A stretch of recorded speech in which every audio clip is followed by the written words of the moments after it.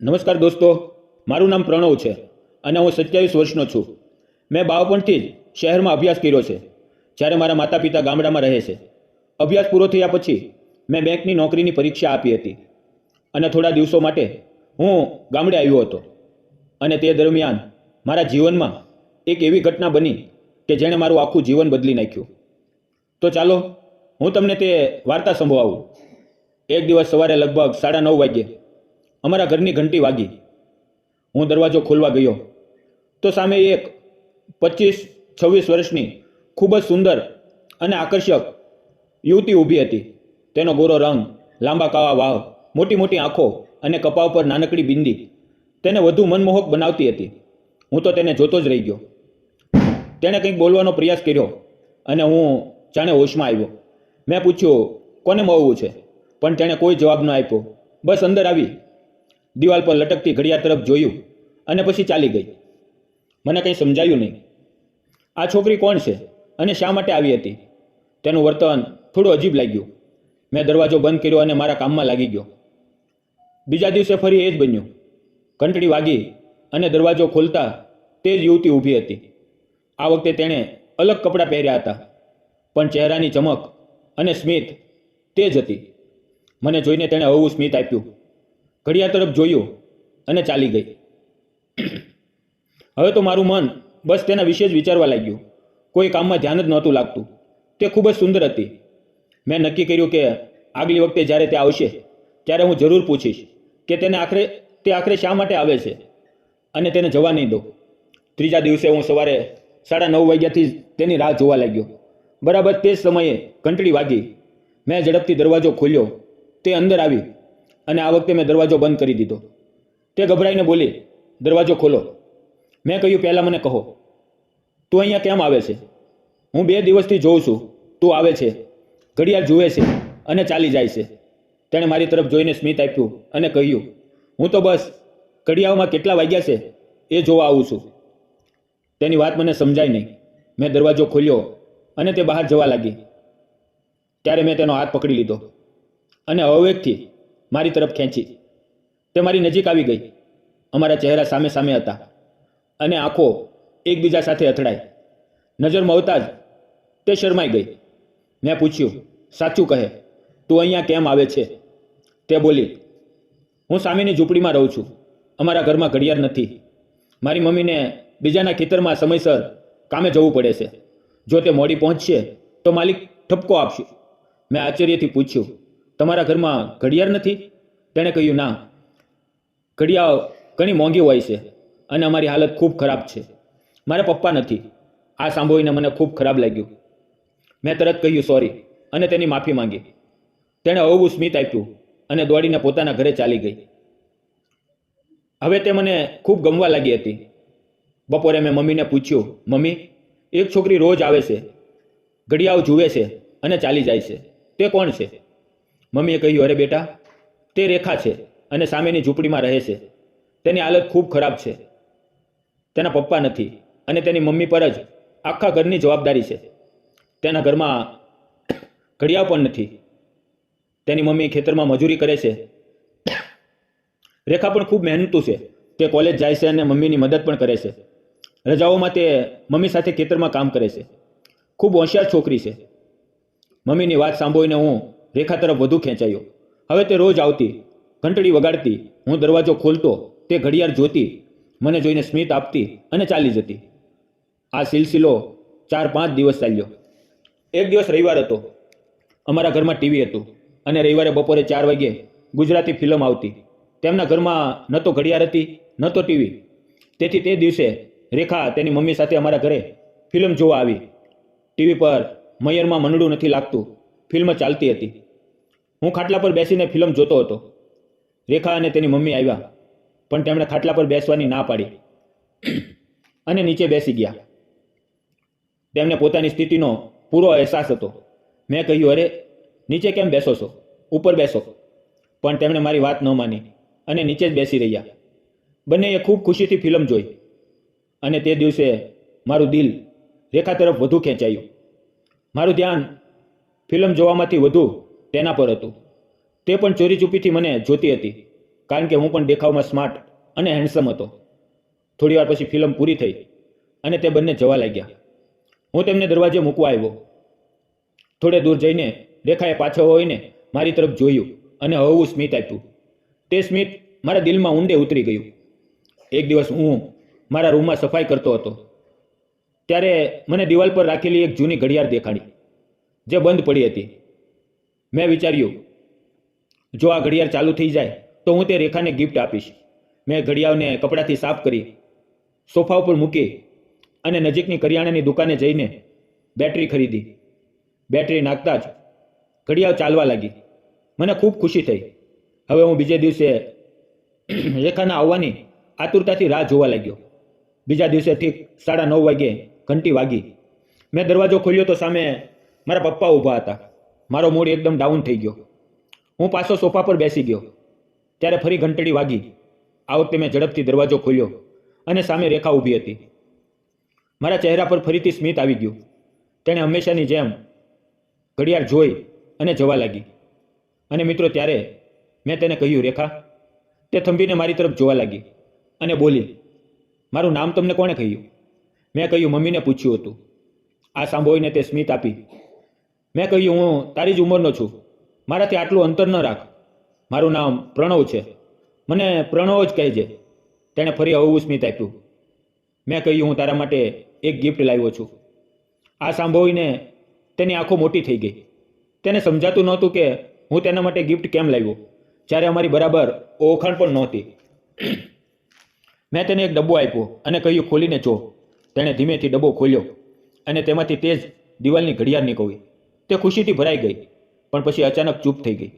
તે બોલી, ના, મારે આ નથી જોઈતું. મેં આશ્ચર્યથી પૂછ્યું, કેમ?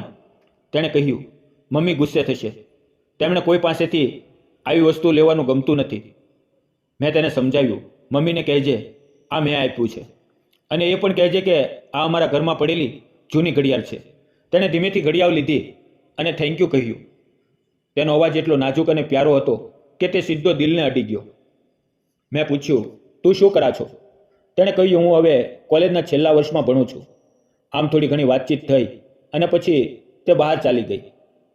જતી વખતે તેણે એકવાર પાછો ફરીને જોયું અને સ્મિત આપ્યું. બીજા દિવસે હું તેની રાહ જોતો રહ્યો, પણ તે ન આવી. પછી મને યાદ આવ્યું કે હવે તેના ઘરમાં ઘડિયાળ છે, એટલે કદાચ તેને આવવાની જરૂર નથી. 2-4 દિવસ આમ જ નીકળી ગયા. હવે તેનો ચહેરો જોવાની બેચેની થવા લાગી. તેની સાથે વાતો કરવાનું મન થતું હતું.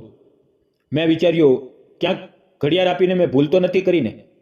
તેની પ્યારી સુરત હવે મને દેખાતી નહોતી. પછી મને યાદ આવ્યું કે તે કોલેજ જાય છે. મેં ધ્યાન રાખવાનું શરૂ કર્યું. એક દિવસે મેં જોયું કે તે સવારે 10:30 વાગ્યે ઘરેથી કોલેજ જવા નીકળે છે. મારી પાસે 2 વ્હીલર હતું. મેં તેને થોડે આગળ જવા દીધી અને પછી બાઇક લઈને તેની પાછળ ગયો. કોલેજ લગભગ 2 કિલોમીટર દૂર હતું. તે ખૂબ જ સ્વાભિમાની હતી. હું ધીમે ધીમે તેની નજીક પહોંચ્યો અને બાઇક રોકી. તેણે મને જોઈને હળવું સ્મિત આપ્યું. મેં પૂછ્યું, ક્યાં જાય છે? તેણે કહ્યું, કોલેજ. મેં કહ્યું, ચાલ, હું પણ એ જ તરફ જાઉં છું. તને મૂકી દો. તે બોલી, ના, હું ચાલી જઈશ. પણ મેં જીદ કરી, હું પણ એ જ તરફ જાઉં છું, બેસી જા. આખરે તે મારી બાઇક પર બેસી ગઈ. રસ્તો થોડો ખરાબ હતો એટલે મારે વારંવાર બ્રેક મારવું પડતું હતું. જ્યારે પણ હું બ્રેક મારતો તે થોડી આગળ આવીને મારી સાથે અથડાતી. આ અહેસાસ મને ખૂબ સારો લાગતો. જાણી જોઈને હું સ્પીડ બ્રેકર પર થોડું જોરથી બ્રેક મારતો. તે આગળ આવતી અને સોરી કહેતી અને પાછળ ખસી જતી. તે નાનકડો પ્રવાસ મારા માટે ખૂબ ખાસ બની ગયો હતો. મેં તેને કોલેજની સામે ઉતારી. આમ હું 2-3 વખત તેને કોલેજ મૂકવા ગયો અને હવે અમારી સારી ઓળખાણ થઈ ગઈ. આ દરમિયાન મેં આપેલી બેંકની પરીક્ષાનું રિઝલ્ટ આવ્યું અને મને નોકરી મળી ગઈ. ઘરે ઓફિશિયલ લેટર પણ આવ્યો જેમાં લખ્યું હતું કે 1 મહિનામાં જોઈન કરવું પડશે. હું મૂંઝવણમાં હતો કારણ કે રેખા મને ખૂબ ગમવા લાગી હતી. મેં નક્કી કર્યું કે હવે હું તેને મારા દિલની વાત જરૂર કહીશ. એક રવિવારે મારી મમ્મી અને રેખાની મમ્મી બંને ગામના બજારમાં ગયા હતા. સાંજે 4 વાગ્યે ટીવી પર ફિલ્મ શરૂ થવાની હતી. ત્યારે રેખા અમારા ઘરે આવી અને ઘંટડી વગાડી. મેં દરવાજો ખોલ્યો તો સામે તે ઊભી હતી. તે આજે ખૂબ જ સુંદર લાગતી હતી. મેં તેને અંદર બોલાવી. ટીવી પર મેં પહેલેથી જ એક રોમેન્ટિક હિન્દી ફિલ્મ લગાવી રાખી હતી. તે અંદર આવી સોફા પર બેસી અને ફિલ્મ જોવા લાગી. અમે બંને વાતો કરતાં કરતાં ફિલ્મ જોતા હતા. એક રોમેન્ટિક સીન ચાલતો હતો અને તેને જોતાં જોતાં અમારા દિલમાં પણ નરમ લાગણીઓ જાગવા લાગી. મને ખબર ન પડી કે મને શું થયું. હું ધીમે ધીમે ઊભો થયો અને તેની બિલકુલ નજીક બેસી ગયો. તેનું પૂરું ધ્યાન ફિલ્મ પર હતું. મેં ધીમેથી તેના હાથ પર મારો હાથ મૂક્યો. તેણે મારી તરફ જોયું. કદાચ તે રોમેન્ટિક સીનની અંદર તેની પણ અસર થઈ હતી. મેં તેનો હાથ મારા હાથમાં લીધો. રેખા પણ થોડી ભાવુક થઈ ગઈ. મેં મારો ચહેરો તેના ચહેરાની નજીક લાવ્યો અને કહ્યું, રેખા, મને તારાથી ખૂબ પ્રેમ છે. તે બસ મારી તરફ જોતી રહી. મેં ઘણો સમજાવવાનો પ્રયાસ કર્યો અને આખરે તેનો હાથ પકડીને કહ્યું, રેખા, હું સાચે જ તારાથી ખૂબ પ્રેમ કરું છું. હું તારી સાથે લગ્ન કરવા માંગુ છું. તારી સાથે જીવન વિતાવવા માંગુ છું. મને બેંકમાં નોકરી મળી ગઈ છે અને મારે ટૂંક સમયમાં જોઈન કરવું છે. જો તું તૈયાર હોય તો આપણે લગ્ન કરશું અને સુંદર જીવન જીવશું. તે બોલી, તમારી અને મારી પરિસ્થિતિમાં જમીન આસમાનનો ફેર છે. શું તમારા ઘરવાળા મને સ્વીકારશે? મેં કહ્યું, હું મમ્મી પપ્પા સાથે વાત કરીશ. તું પણ તારી મમ્મી સાથે વાત કર. થોડી વારમાં મારી મમ્મી અને રેખાની મમ્મી બંને ઘરે પાછા આવ્યા. મેં વિચાર્યું, આ જ યોગ્ય સમય છે. હિંમત કરીને મેં મમ્મીને કહ્યું, મમ્મી, હું રેખા સાથે લગ્ન કરવા માંગુ છું. મને તેનાથી પ્રેમ છે. મમ્મી આશ્ચર્યચકિત થઈ ગયા. તેમણે કંઈ ન કહ્યું. રેખાની મમ્મીએ પણ આ બધું સાંભળ્યું. તેમણે રેખા તરફ ગુસ્સેથી જોયું અને તેને તરત ઘરે લઈ ગયા. ઘરે જઈને તેમણે રેખાને ખૂબ ઠપકો આપ્યો. તને કંઈ સમજાતું નથી? આપણી હાલત શું છે એ પણ નથી સમજાતું? આપણે તેમની બરાબર નથી. સાંજે જ્યારે પપ્પા ઘરે આવ્યા ત્યારે મમ્મીએ તેમને બધું કહી દીધું. હવે મારા માતા પિતાએ ઘણો વિચાર કર્યો. રેખા ભલે ગરીબ પરિવારમાંથી હતી પણ દિલથી ખૂબ સારી હતી. તે હંમેશા મારી મમ્મીની મદદ કરતી. આખરે મારા માતા પિતાએ અમારા લગ્ન માટે હા પાડી અને હું ખુશીથી ઝૂમી ઉઠ્યો. તરત જ હું દોડીને રેખાના ઘરે પહોંચ્યો. તે સમયે રેખા અને તેની મમ્મી ખાવાનું ખાતા હતા. મને જોઈને રેખાની મમ્મી આશ્ચર્યચકિત થઈ ગયા. મેં કહ્યું, મારા મમ્મી પપ્પાએ અમારા લગ્ન માટે હા કહી દીધી છે. હવે તમારો શું વિચાર છે? આ સાંભળીને રેખાની મમ્મી પણ ખુશ થઈ ગઈ. તેમને લાગ્યું કે હવે તેમની દીકરીનું ભલું થશે. તેમની આંખોમાં ખુશીના આંસુ હતા. તેમણે મારા માટે પણ ખાવાનું પીરસ્યું. અમે ત્રણેય મળીને પેટ ભરીને ખાવાનું ખાધું. થોડા દિવસોમાં અમારા લગ્ન થઈ ગયા. જ્યાં મને નોકરી મળી હતી ત્યાં અમે એક રૂમ ભાડે લીધો અને રહેવા લાગ્યા. અમે બંને ખૂબ ખુશીથી અમારું વૈવાહિક જીવન વિતાવવા લાગ્યા. દોસ્તો, મેં અને રેખાએ લગ્ન કરી લીધા. તમને શું લાગે છે? અમે સાચું કર્યું કે ખોટું? કોમેન્ટમાં જરૂર જણાવજો. પ્રેમમાં અસલી મહત્વ બહારનો દેખાવ કે આર્થિક સ્થિતિનું નથી, પણ સચ્ચાઈ, ભરોસો અને એકબીજા પ્રત્યેનું સન્માન સૌથી મહત્વનું છે. જ્યારે મનુષ્ય દિલથી સારો હોય અને રિશ્તાઓને ઈમાનદારીથી નિભાવે ત્યારે સમાજની મુશ્કેલીઓ અને પરિસ્થિતિઓની દિવાલો એ પણ તૂટી જાય છે. જો તમે તમારા જીવનસાથીની પસંદગી દિલથી કરો અને પરિવારને સચ્ચાઈ અને ઈમાનદારીથી સમજાવો તો પ્રેમનો રસ્તો ક્યારેય મુશ્કેલ નથી રહેતો. તે એક સુંદર જીવનનો પાયો બની જાય છે. જો આ વાર્તા તમને ગમી હોય તો અમારી ચેનલને લાઇક, શેર અને સબસ્ક્રાઇબ કરવાનું ન ભૂલશો. ફરી મળશું આવતીકાલે એક નવી વાર્તાની અંદર. ત્યાં સુધી આવજો. વિડીયો પૂરો જોવા બદલ આપ સૌ ગુજરાતી મિત્રોનો દિલથી ધન્યવાદ. મિત્રો,